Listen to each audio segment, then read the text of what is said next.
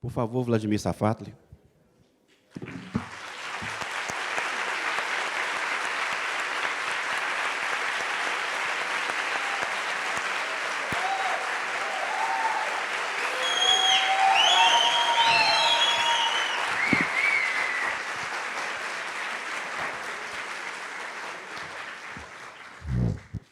Ele falou que não vai cantar hoje não, viu? Vladimir, vamos começar do começo. A proposta de palestra, ou não é palestra, é um bate-papo, como vocês conhecem, é falar sobre a questão da ascensão conservadora no Brasil.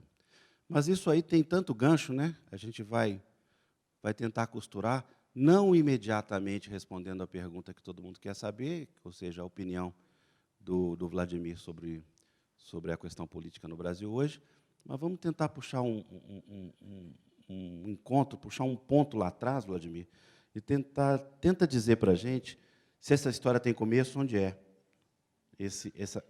nesse tempo contemporâneo, onde é que você localiza um momento no qual essa coisa avançou. Ok. Então, inicialmente eu queria agradecer a presença de todos vocês. Para mim é uma grande satisfação estar aqui, ainda mais nesse momento tão importante para todos nós, né? Onde todos nós tentamos um pouco entender não só o que acontece, mas também o que poderá acontecer daqui para frente, né? Eu queria, inicialmente, tentar responder a tua pergunta articulando dois eixos, né? Porque eu acho que ela só pode ser respondida mesmo dessa forma. Tem um eixo que diz respeito à nossa história, a história do Brasil, né?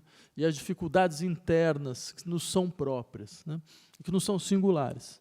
Tem um outro eixo, que é um eixo internacional, né? Que é claro que toca a realidade nacional, mas vai tocar a realidade nacional articulando com alguns problemas próprios nossos, né? Criando um tipo de fenômeno, que é o fenômeno que nós temos agora, né? Porque, vejam, digamos, do ponto de vista internacional, poderia insistir na seguinte ideia.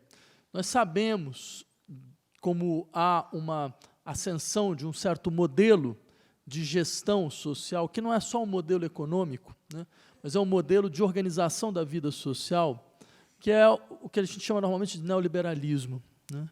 Quer dizer, esse modelo vai ganhando hegemonia a partir dos anos 70, né, até chegar nos anos 90, nos anos 2000, como um modelo implementado em todas as grandes economias mundiais, né?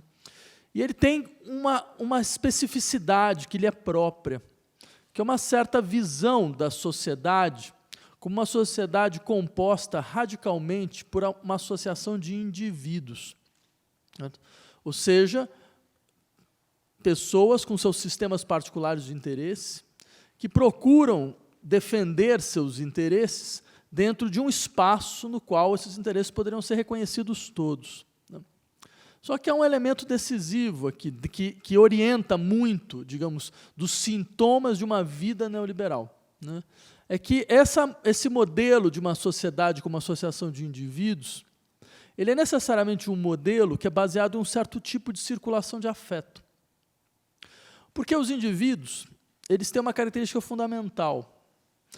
Eles estão em relação contínua de concorrência em relação belicista. Esses indivíduos eles têm direito a desejar tudo, né, de uma certa forma. Eles vão constituindo o seu sistema de interesse, certo, a partir de um direito natural de tudo desejar. E é claro que nessa situação, onde, de uma maneira ou de outra, eu não só tenho o direito de tudo desejar, mas eu aprendo a desejar vendo o outro desejar, né? Então, essa situação é uma situação de guerra iminente, é uma situação belicista. A relação dos indivíduos sempre é uma relação concorrencial, sempre é uma relação bélica, né? Por isso, entre outras coisas, sempre é uma relação baseada no medo. Porque, entre outras coisas, os indivíduos são proprietários. Eles são proprietários de objetos, são proprietários de bens, eles são proprietários de certas predicações que lhes são próprias, né? Então, nessa situação de indivíduos que têm a ideia da propriedade como elemento fundamental, elemento decisivo, é claro que a relação de propriedade é sempre uma relação de necessidade de segurança e de risco de perda. Ou seja, é uma relação baseada no medo. E, de fato, o medo constitui, em larga medida, o vínculo social aqui. Não é à toa que o neoliberalismo ele flerta com certo militarismo. Ele flerta com esse risco contínuo de que nós estejamos em uma insegurança que não seria um elemento normal das nossas vidas. Né? Porque nós estamos a todo momento sob o risco da despossessão. Ainda mais uma sociedade que é um modelo de sociedade marcado pela concentração de renda, marcado pelo acirramento das desigualdades, marcado pela quebra dos sistemas de solidariedade social em prol da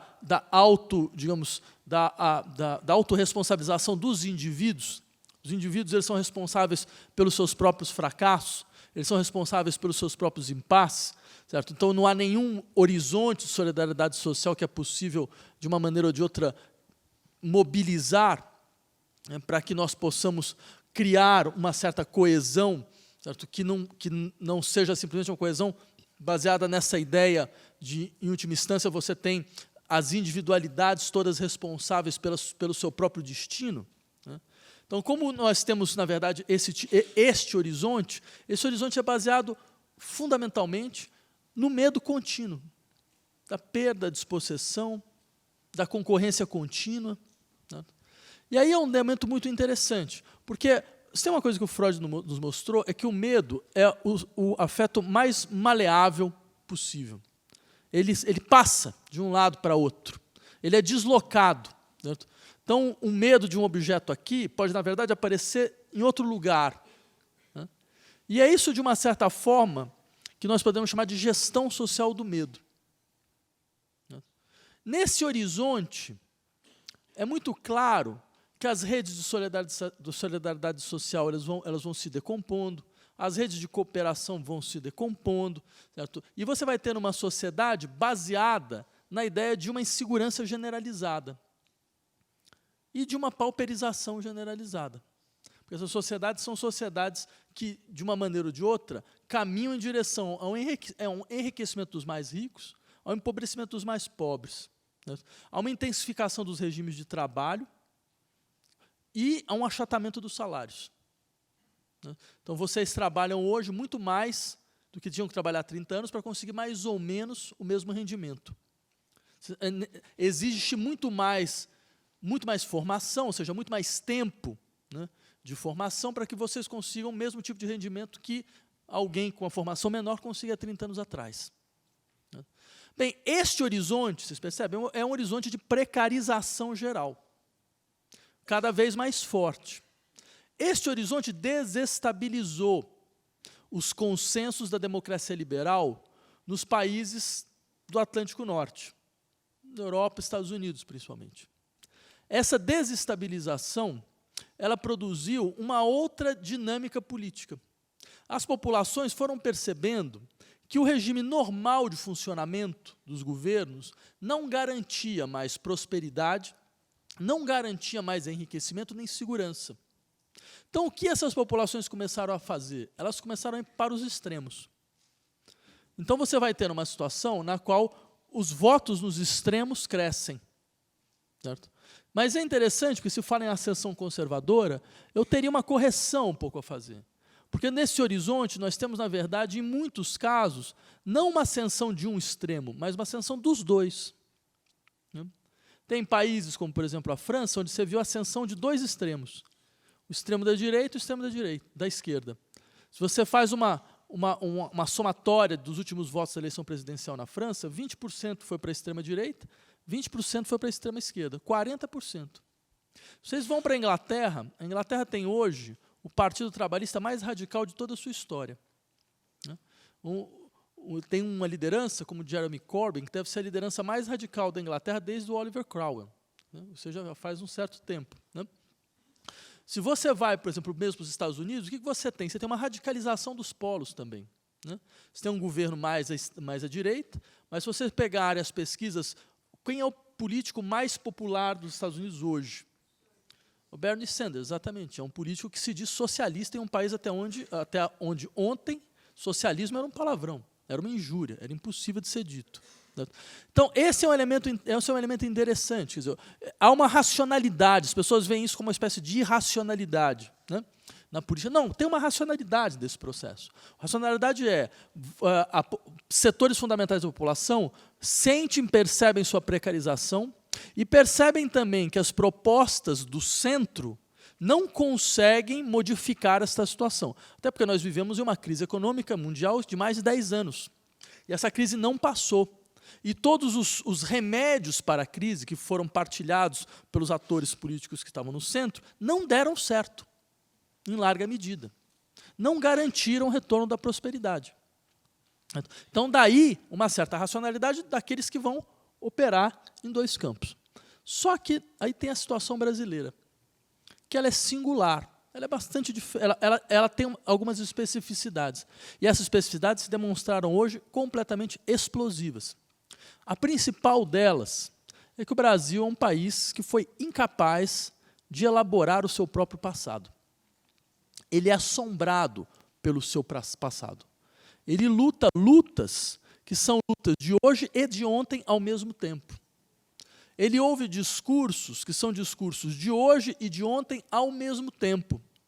Por exemplo, nesse exato momento, nós temos aí setores da população em guerra contra o avanço do comunismo, né?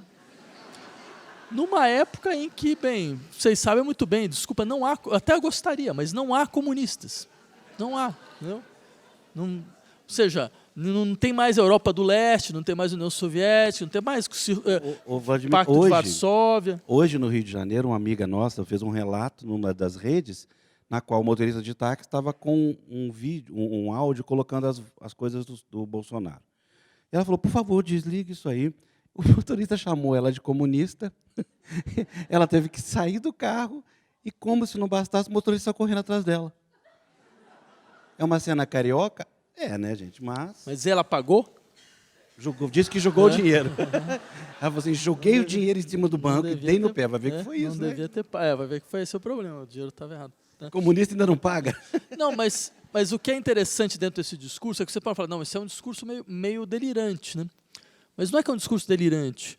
Há uma questão de se perguntar qual é o tempo político, o tempo da política, que é um setor de um tempo que é o tempo da história. O tempo da história não é uma linha reta. Ele não é uma linha na qual cada instante é um ponto. O tempo da história é um tempo de contração, de pulsação e contração. Então, ele contrai, em certos momentos, ele contrai passado e presente, em um instante só. Então, você tem a impressão de que você está tendo uma luta aqui, que você está falando com alguém, mas, na verdade, você está falando com alguém com seus espectros.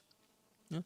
Se vocês não estão falando só com o empresário ou com o executivo de uma grande empresa multinacional de São Paulo, vocês estão falando também com Bandeirantes, espancador de escravos, que tá, de uma certa maneira, encarnado também naquela figura. Né? Vocês não estão falando só com os parentes mais ou menos delirantes de almoço de domingo, né, com aqueles discursos que todos vocês conhecem. Né?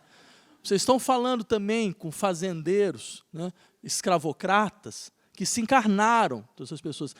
Os discursos sociais encarnam nos sujeitos através de um tempo histórico perfurado. O tempo se perfura. Triste daqueles que não conseguem entender as verdadeiras camadas do tempo, a verdadeira densidade, estrutura do tempo, porque esse tempo explode na política. Vladimir, a Heloísa Starling chama esse assunto de a história é ingovernável. Não, mas de fato, você percebe, por uma razão muito simples, porque você sempre luta contra os corpos e os seus espectros. Você sempre luta contra os corpos, aqueles que estão aqui à frente de vocês, e os espectros, que muitas vezes têm tanta realidade quanto os próprios corpos. Né? Então, essas lutas, elas mobilizam esses momentos onde essas lutas mobilizam uma energia da sociedade, uma força da sociedade, que às vezes nós levamos um susto quando nós vemos. E eu diria, este é um tipo muito claro de momento no qual toda a energia da sociedade é mobilizada, porque a sociedade brasileira percebe que o seu tempo contraiu. Seu tempo contraiu. Que, por exemplo, 1964 parece que foi ontem. Entendeu? Parece que está aqui. Certo? Quer dizer, todas as discussões ligadas a 20 anos, né, de ditadura, de regime autoritário, né, parecem que ganham corpo lá onde todo mundo imaginava, não, mas tudo isso passou, tudo isso não diz mais respeito. Tudo Hoje, isso por exemplo, Vladimir, faz 43 anos, isso virou um motivo de assunto na Rede Grande, do assassinato do Vladimir Herzog. Sim, mas percebam, por que isso acontece no Brasil? Porque, de fato, a ditadura nunca passou. Nós nunca tivemos um acerto de contas com a ditadura militar, né? As Forças Armadas nunca fizeram uma meia-culpa sobre, afinal de contas, o que foi impor ao país 20 anos de um regime autoritário e ditatorial, né? Não há nenhum torturador na cadeia, nenhum torturador julgado, não há nenhum processo, certo, de acerto de dever de memória, certo? Isso significa, entre outras coisas, o Brasil é um país onde você pode ouvir, por exemplo, absurdos, como a dita teoria dos 2 demônios, que é mais ou menos o seguinte, que eu falar, não, tudo bem, gente, na ditadura teve alguns excessos, é verdade, né? Mas como em toda guerra, né, gente? Toda guerra tem o seu excesso, né? E do outro lado também não tinha só santos, né? Também tinha o excesso do outro lado, era aquela coisa, era o risco do comunismo, todo esse tipo de coisa. Bem, eu diria uma coisa para vocês, um argumento como esse é um argumento que ignora até mesmo um princípio liberal, certo? Que é o chamado direito de resistência. Não foi um princípio escrito por Lenin, por Trotsky, Mao Tse Tung, Robespierre, nada disso. Foi uma coisa escrita, entre outros, por John Locke, pai do liberalismo, né? Segundo o Tratado do Governo, quando Locke dizia com todas as letras, no século XVII, né, assassinar o tirano é um direito de todo povo livre. Ou seja, ninguém pode retirar o direito de resistência quando nós estamos diante de uma tirania. Isso é um princípio que tem na Constituição alemã, tem em várias constituições dos Estados Unidos. Ou seja, a ideia de que toda ação contra um governo ilegal é uma ação legal. Então, essa ideia de que você tinha excesso de todos os lados, veja, isso é absurdo, mesmo a partir do princípio da ideia, mesmo a partir de uma ideia liberal. Não era porque aquilo era um golpe de Estado, aquilo era uma ditadura, aquilo era uma tirania, qualquer ação contra ela é vista como expressão de um direito legítimo de resistência do povo brasileiro. Por outro lado, é muito interessante, fala-se, por exemplo, da lei da anistia. Não, porque o Brasil conseguiu, de maneira a estabelecer um consenso a respeito do seu passado, com uma lei da anistia, que anistiou todos os crimes da ditadura, todos os crimes contra a humanidade. Só que aí vem uma coisa interessante. É interessante entender o que significa reconciliação no Brasil. Porque o Brasil ele tem um português que é muito singular daqui. Entendeu?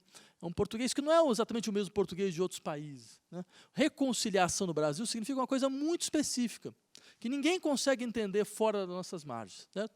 Por exemplo, peguem o que foi a votação da lei da anistia no Congresso Nacional.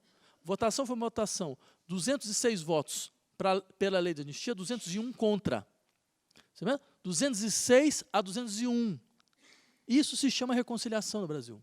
Sendo que 206 eram só de um partido, que era a Arena. Certo? E mais do que isso, a lei da anistia era uma lei que não anistiava crimes de sangue e crimes conexos cometidos por aqueles que participaram da luta armada. Ela anistiava apenas os estupradores, os assassinos, os terroristas, certo? Os ocultadores de cadáver do próprio governo, do próprio Estado brasileiro. Ou seja, ela foi uma lei, até porque esses que fizeram os chamados crimes de sangue ficaram presos depois de 79. Eles só foram ser liberados anos depois por comutação de pena. Isso se chama reconciliação no Brasil. Percebem? Então, nesse sentido, é claro, todo o universo, horizonte da ditadura militar ficou intocado, com uma célula dormente, células dormentes, à espera. Certo? Se a gente chegou ao cúmulo de ter uma Constituição, como a Constituição de 1988, que legaliza golpe de Estado. No seu artigo 142, ela define as Forças Armadas como as garantidoras da ordem, né? Só que em qualquer lugar do mundo, certo, que tenha um mínimo de responsabilidade, as Forças Armadas são definidas como responsáveis pela conservação da integridade do território nacional diante de um inimigo externo, não como garantidoras desse termo que, como vocês percebem, é extremamente preciso, extremamente claro, ordem.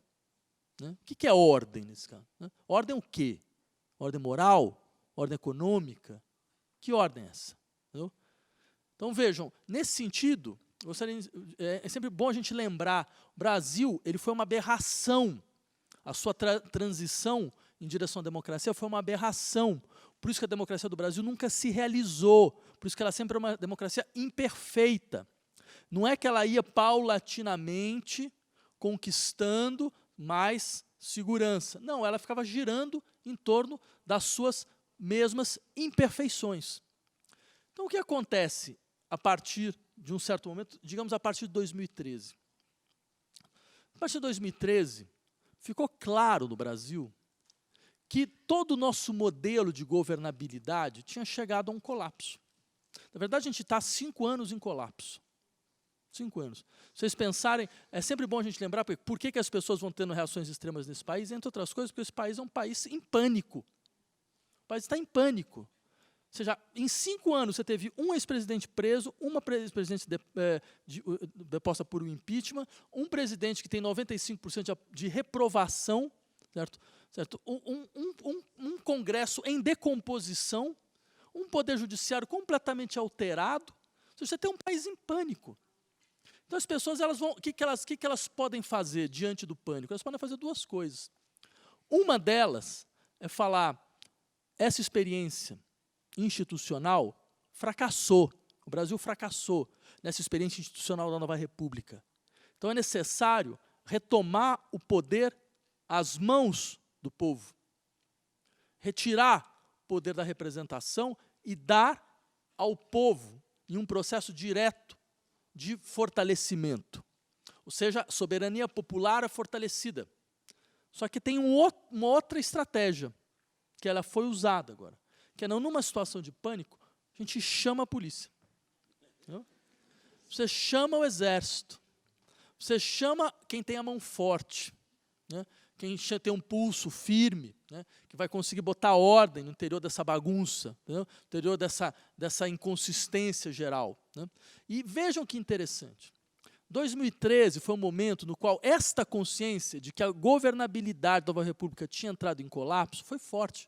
Todo mundo falava, não quero mais ser representado. Qual é a imagem mais forte de 2013?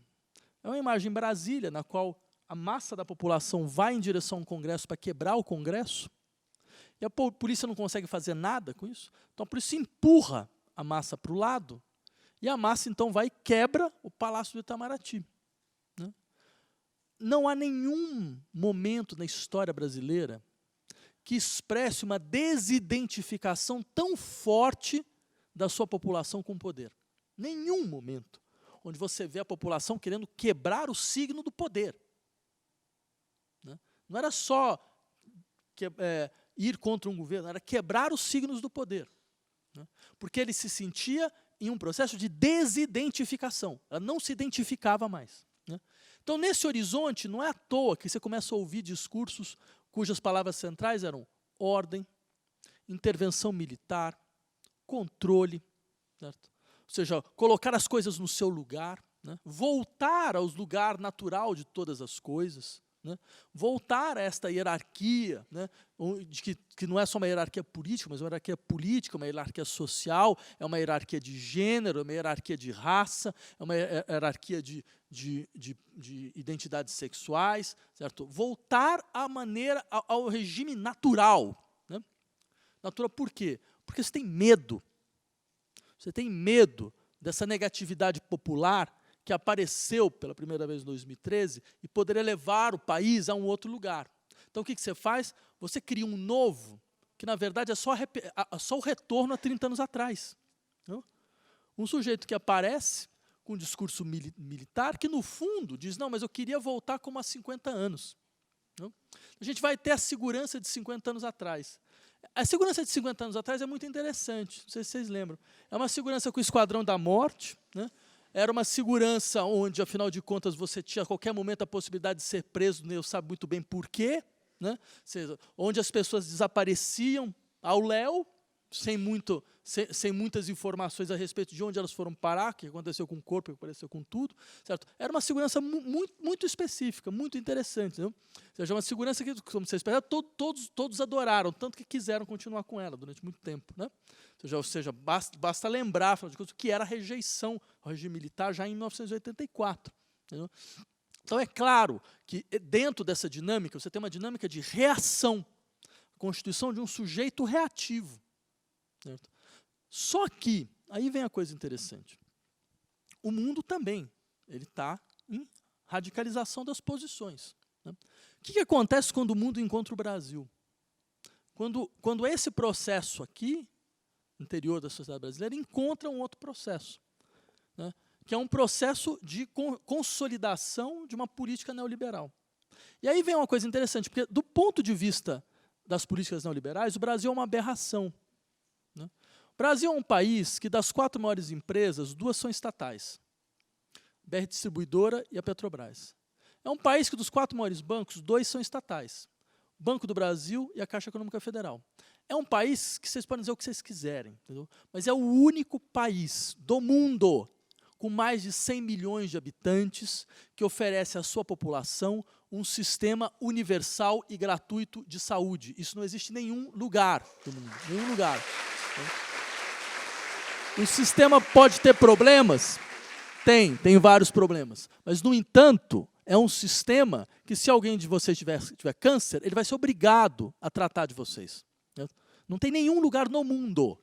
Pensando num país que você tem 8 milhões e 500 mil quilômetros quadrados, você imagina a logística que significa, sabe, uma coisa dessa natureza. Então, isso é uma conquista muito importante. É um país que também, bem, vocês podem dizer o que quiser, mas ele tem 57 universidades federais que são completamente gratuitas. São raríssimos os países do mundo que podem oferecer para a sua população universidades gratuitas. Aí, é claro, vem aqueles que falam, não, mas isso aí é um dom que nós damos, certo? Para as classes mais favorecidas. É um presente para as classes mais favorecidas. Agora, vejam como é interessante para alguns a maleabilidade do que significa classes favorecidas. Eu sou professor da Universidade de São Paulo. Na Universidade de São Paulo, 60% dos nossos alunos, 60% dos nossos alunos vêm de famílias que ganham até 10 salários mínimos. Até 10.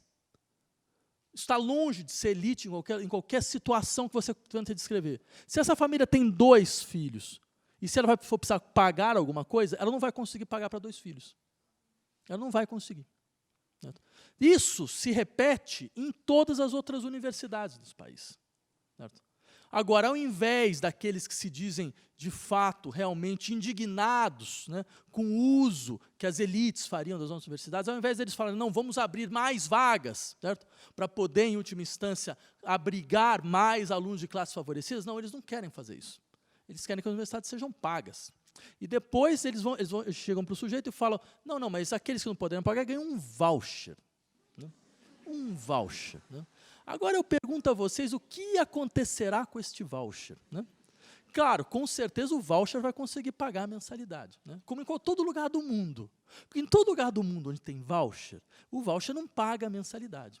Então o sujeito tem que começar a fazer uma dívida no banco. Então ele sai, né, da sua universidade com uma dívida no banco.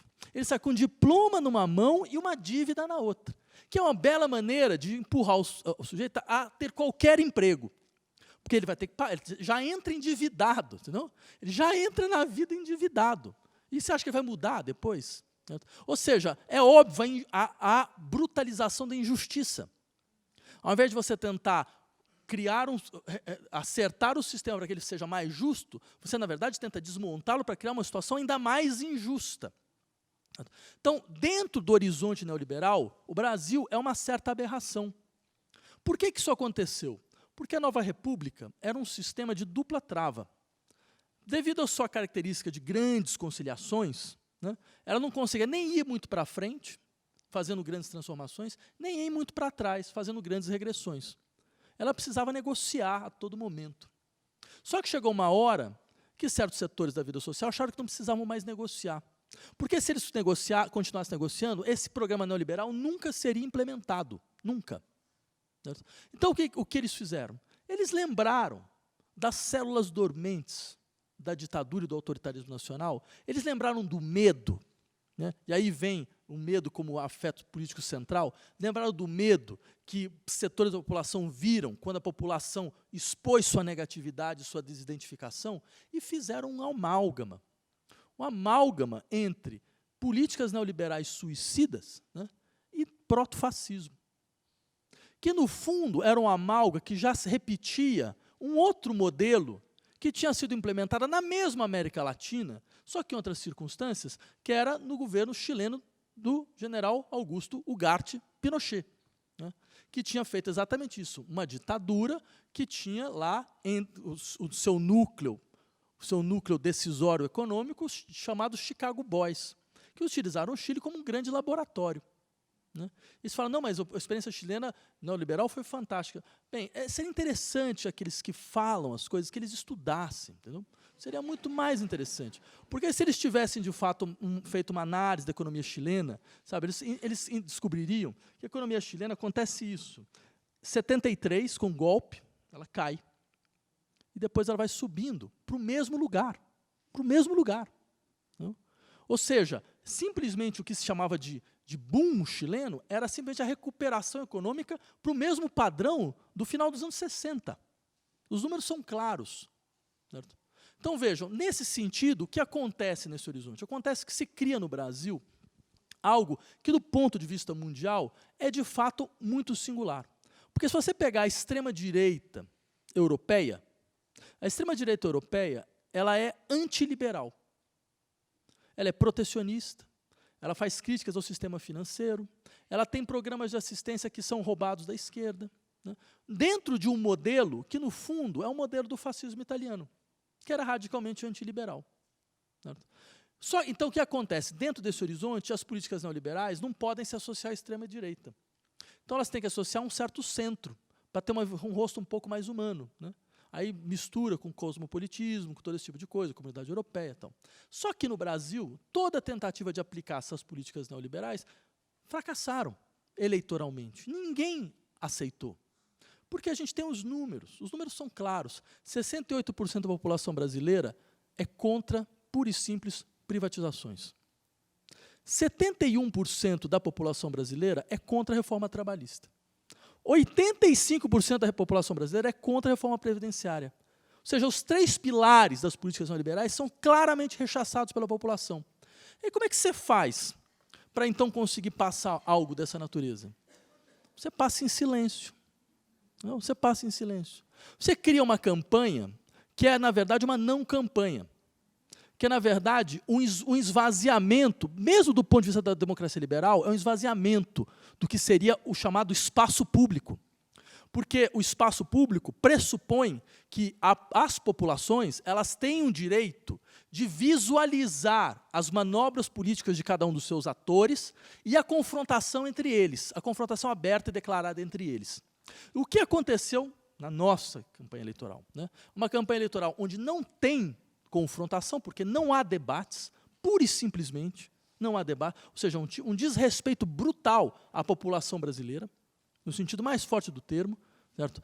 Por outro lado, é um tipo de campanha que é absolutamente um tipo de campanha que não aparece no espaço público, é um tipo de campanha de deep web, né?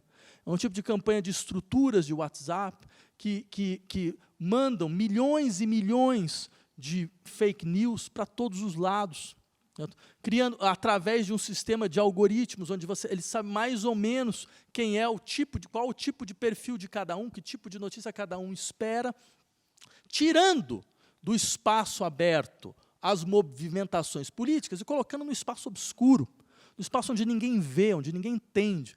Um exemplo maior disso foram as manifestações do chamado Ele Não, né, no primeiro turno, que foram manifestações extremamente significativas nas ruas das cidades brasileiras. 100 mil pessoas em São Paulo, quase 200 mil no Rio de Janeiro. E, no entanto, ao invés dessas manifestações produzirem uma modificação onde o candidato estava sendo criticado, cai, não, ele sobe. Aí todo mundo falou, mas o que está acontecendo, rapaz? Como assim? Né? Aí vieram aquelas explicações meio absurdas, né, de que não, olha, era um movimento feito principalmente pelas feministas, então as feministas não podem ir na frente dos processos, porque olha o que acontece. Aí você tem uma resistência de outras partes da população, então é melhor elas serem mais discretas, e todo esse tipo de absurdo, porque é um pouco o mesmo modelo de argumentação, de assim, os trabalhadores não podem fazer greve, porque se eles fazem greve, a população fica contra os interesses dos próprios trabalhadores, é melhor eles segurarem um pouco, maneirarem um pouco. Ou seja, você é violentado e você não pode resistir, mais ou menos isso. Entendeu? Só que, na verdade, não era nada disso. Na verdade, o que tinha acontecido é que, horas depois, celulares do país inteiro, milhares, foram inundados com uma quantidade impressionante de imagens editadas, mas muito bem editadas, onde se misturava imagens das manifestações e imagens de mulheres sem roupa, profanando os signos religiosos, todas essas coisas que são feitas para ferir certas sensibilidades, certo? Como se fosse tudo dentro do mesmo processo. Criou-se um anti-evento, criou-se um antifenômeno, que é fruto de uma anticampanha. Certo? E nada aconteceu no sentido de rechaçar, de expor o absurdo que é mobilizar a sensibilidade das pessoas a partir do uso deliberado, certo? Daquilo que é feito exatamente para retirar a força dos processos públicos e abertos. Certo? Então, é claro, dentro dessa dinâmica, o que vai acontecendo? Você consegue criar um processo de campanha na qual se fala de tudo, menos daquilo que vai afetar diretamente a vida econômica de todos. Certo?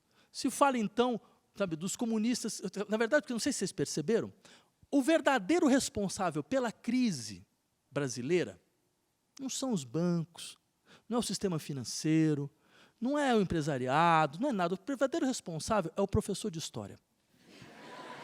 O professor de professor de história filosofia também, no caso. Né? Não, mas principalmente o professor de filosofia história. também. O professor de história é o sujeito que acabou com a sociedade brasileira. Ele sim, sabe, deve ser controlado, porque ele sim é o sujeito que, de uma maneira ou de outra, desestabiliza tudo. Né? Então, vocês percebem? É claro, então você começa com esses tipos de discurso, ou discursos claramente, mas claramente feitos para ferir setores vulneráveis da sociedade brasileira, de maneira brutal, abrindo espaço, certo? Liberando, certo? A ação violenta de certos grupos da população que se veem agora legitimados, porque sabem que não vão ter controle, sabem que pode atuar como milícia. Você não, só te interrompendo, a questão dos caminhoneiros no fator medo foi determinante. Na questão do desabastecimento, a greve dos caminhoneiros, naquele momento, foi determinante para a condução desse medo, para a chegada desse medo. Para a compreensão de que o país estava em colapso. Quer dizer, o país podia parar a qualquer momento. Né? Só que o país podia parar a qualquer momento porque ele era organizado por um tipo de lógica econômica que simplesmente inviabilizava, invisibilizava setores fundamentais da população. É uma lógica de gestão, de transformação dos sofrimentos da população em algo invisível. Então se fala, não, a economia está indo muito bem. Aí chega os caminhoneiros e fala, cara, mas eu tô em colapso. Como é que pode estar indo bem? É um pouco o que aconteceu com o Brexit. Por mais que o Brexit da Inglaterra tenha problemas, uma coisa foi interessante. Quer dizer, todo mundo, o discurso oficial era, não, a economia britânica está ótima. Mas o que se descobriu? Não está ótima. Mas como a economia pode estar ótima e eu estou mal? Não é possível. A economia está bem e eu estou pauperizado? Então, quem é a economia? Quem é esse sujeito? Deve ser alguma coisa que paira fora da sociedade, entendeu? Quer dizer, que não tem relação com a vida social. Né? Então, o que acontece, eu diria, dentro desse horizonte, o que vai se consolidando? Vai se consolidando, primeiro, essa articulação, que é uma articulação que deve ser nomeada muito claramente. É uma articulação entre neoliberalismo e fascismo. Aí você fala, mas fascismo... Por que fascismo? Fascismo é um termo que parece que você usa quando você quer desqualificar o seu inimigo. Não é verdade. Não é verdade. Raramente esse termo foi utilizado de maneira tão forte quanto agora. Por quê? Porque faz sentido usá-lo. Porque sim, faz sentido. Não significa dizer que todos os eleitores do determinado candidato são fascistas. Bem, mas todos os eleitores do Mussolini não eram fascistas. Nem todos os eleitores do Hitler eram nazistas. Certo? Você tinha um setor, sim, você tinha outro setor que queria simplesmente recusar tudo que estava aí. Entendeu? Falava, não, isso eu não quero, vou tentar outra coisa. Depois a gente vê o que acontece, mas eu quero tentar outra coisa. Certo? Então, o que é fascismo dentro desse contexto? Tem 4 características fundamentais. Primeiro, o culto da violência.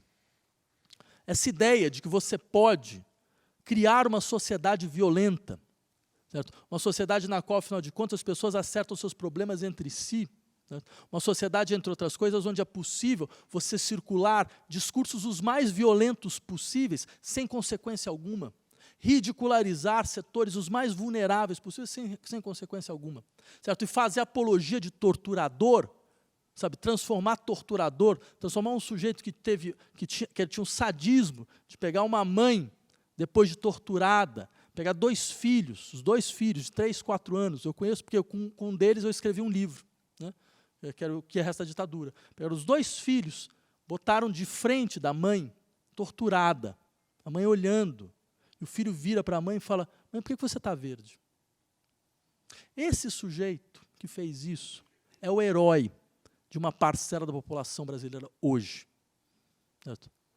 Isso é necessário lembrar que tipo de pessoas eles heroizam.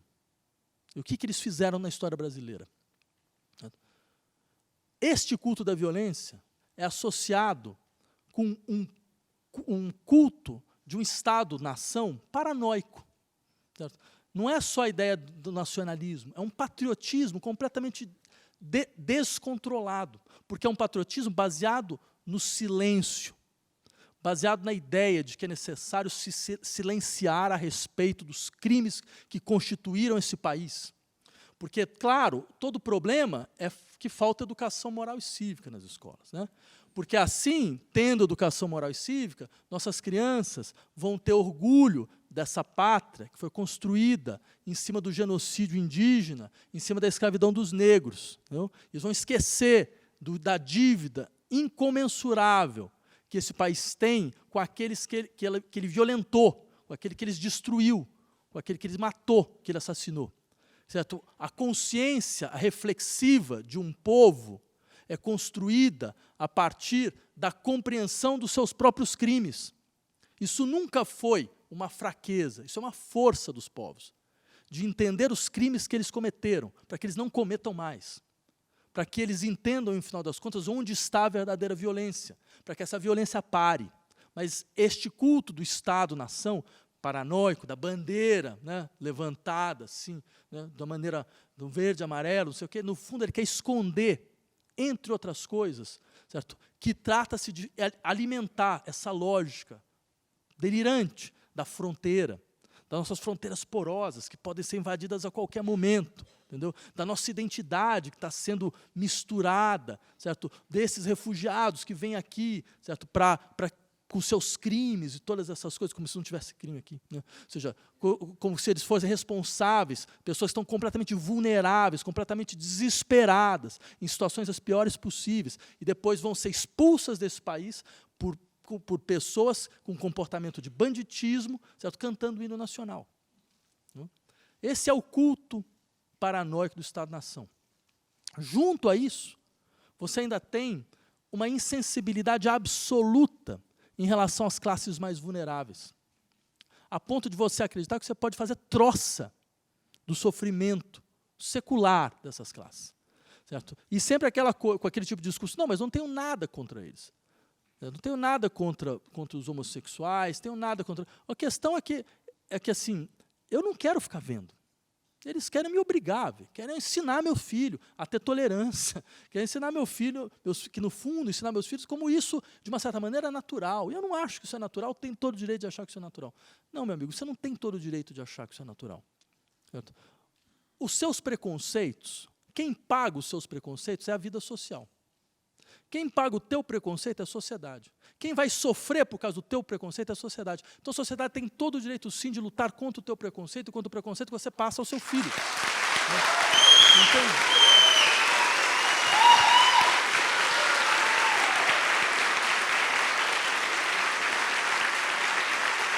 Vocês sabem muito bem, quem paga a conta somos nós, no final das contas, contra os preconceitos deles. Certo? Então, vejam, nesse sentido, isso é um elemento importante, porque tudo que eles pedem, e o argumento é muito interessante. Não, eu não tenho um problema com a existência dessas pessoas, o problema é que eles são muito visíveis. Isso é muito interessante. Pois é, se você levar em conta que existir socialmente é ser reconhecido, certo?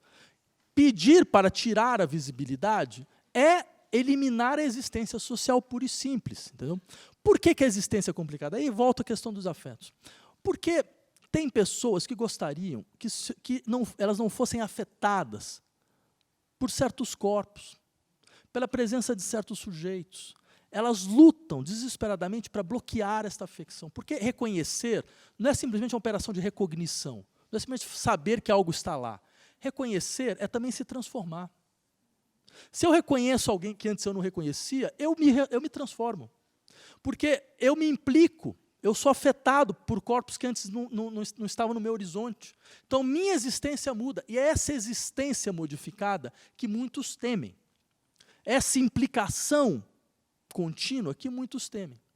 E, por fim, todo fascismo vai ter sempre essa operação de transferir a força popular a um líder, mas a um líder fora da lei. O que significa um líder fora da lei? Quer dizer, não é um retorno da força popular à sua dimensão de soberania imanente.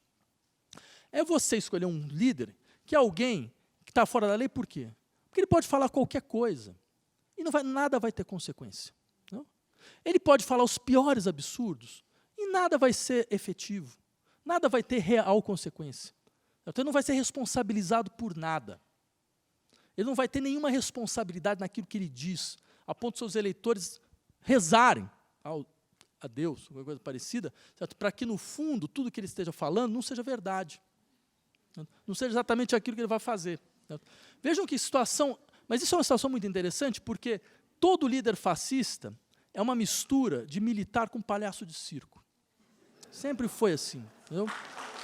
Isso significa por que isso? Mas isso é um dado muito interessante. Alguém como Adorno, por exemplo, quando foi analisar os líderes nazistas, falava exatamente isso. O que é o Hitler? Hitler é uma mistura de militar com barbeiro de província. Certo? Por que ele tem por que ele tem que ter essa gestualidade toda caricata, tudo isso? Porque, em última instância, trata-se primeiro de falar, ninguém leva muito a sério o que ele está dizendo. Essa coisa, não, mas a gente não leva muito a sério. Bem, é exatamente o que o Adorno falava, por exemplo, dos líderes fascistas. Ninguém leva muito a sério o que eles estão dizendo. Porque assim, quem sabe o que é sério e o que não é, são eles mesmos. Então, eles vão decidir, em última instância, o que é sério e o que não é. Quando vai ser implementado e quando não vai ser. Certo? Criando essa situação na qual norma e anomia, lei e ausência de lei, andam juntos. Porque quando você não tem uma relação profunda entre a palavra e a ação, você não sabe, afinal de contas, onde está a lei e onde não está. O que a lei significa e o que a lei não significa.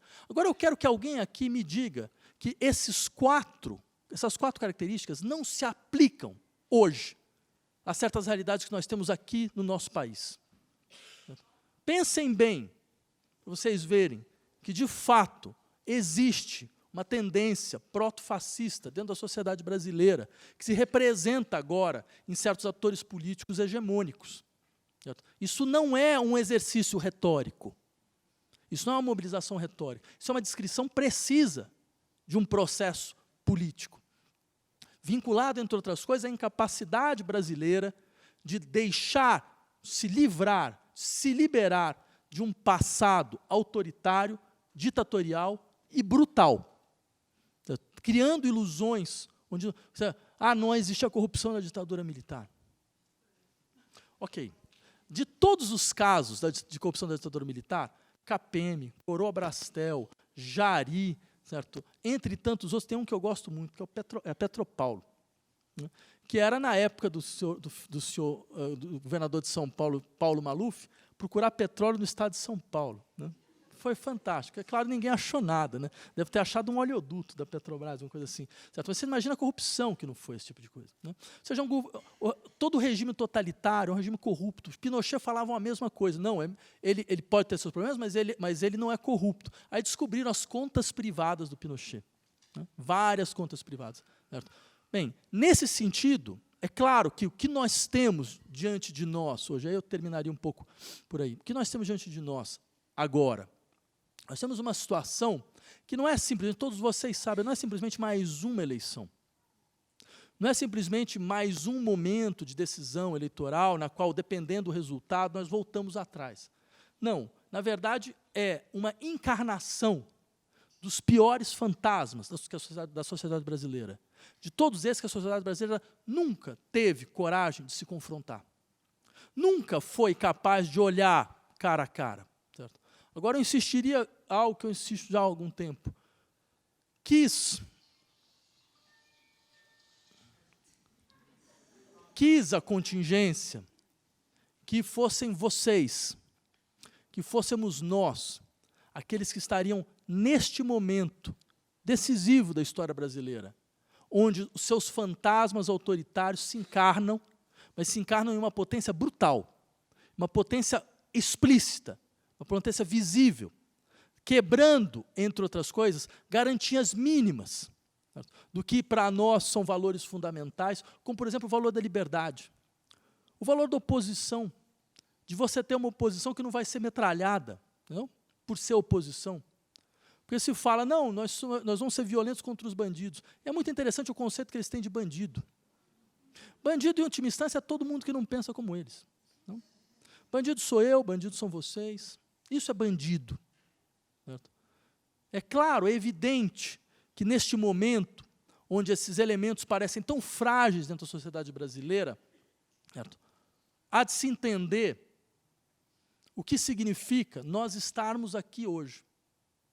Poderiam ter sido outros que seriam ou teriam que fazer o papel da barreira contra esse autoritarismo, contra esse fascismo, contra toda essa violência, que procura apagar, certo, as dívidas históricas da sociedade brasileira em direção a uma sociedade igualitária, justa e livre. Certo? Mas somos nós. Não só nós e todos aqueles que lutaram antes de nós. Então, há um trabalho que é nosso. Esse trabalho de criar uma implicação genérica, que é deixar todas as falas, que são as falas que dão força à revolta, encarnar em todos os pontos. Deixar a fala dos travestis assassinados, encarnarem nos operários em luta por melhores direitos. Deixar a fala dos escravos, certo, mortos, brutalizados, quando procuravam sua liberdade, certo, se encarnar no corpo dos professores de história, dos professores brancos, mulatos, negros, todos eles. Este processo, ele é decisivo, ele é fundamental. Ninguém está sozinho aqui. Ninguém está sozinho. Há uma camada enorme, brutal de tempo de luta, de tempo de resistência, de tempo feroz, de consciência, de defesa, certo? Daquilo que é o horizonte de desejo da sociedade brasileira, que está conosco nesse momento. E não vai embora, ele não irá embora.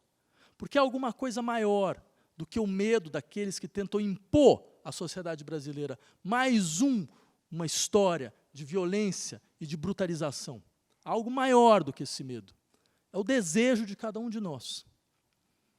Esse desejo que, até pouco tempo, estava meio amordaçado, estava meio escondido, estava meio esquecido. Certo? Mas nesses momentos, como agora, eles podem mostrar toda a sua força. Eles transformam coisas. Eles transformam aquilo que parece completamente impossível de ser transformado. Aquilo que parece completamente bloqueado, paralisado. Porque bloqueado e paralisado, não há nada em uma sociedade. É que a imaginação se paralisa. E ela não consegue enxergar mais nada.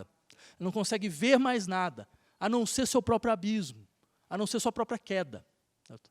Mas essa imaginação que está paralisada, ela entra agora em movimento. Como dizia o poeta alemão Hölderlin, né?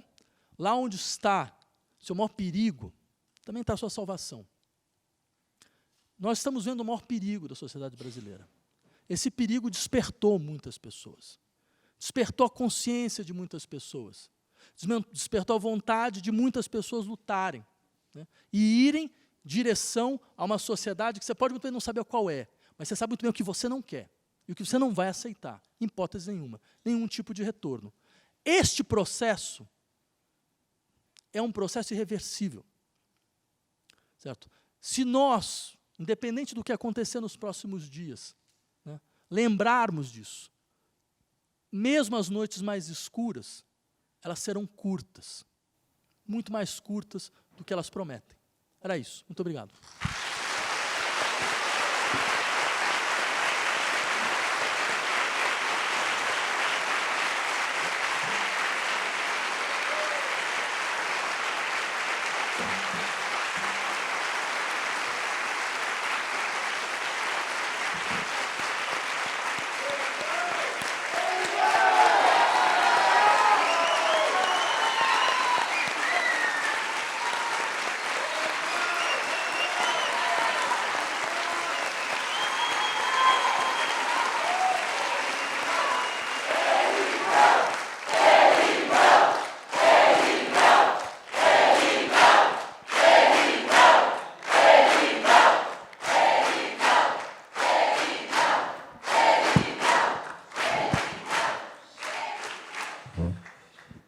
O Vladimir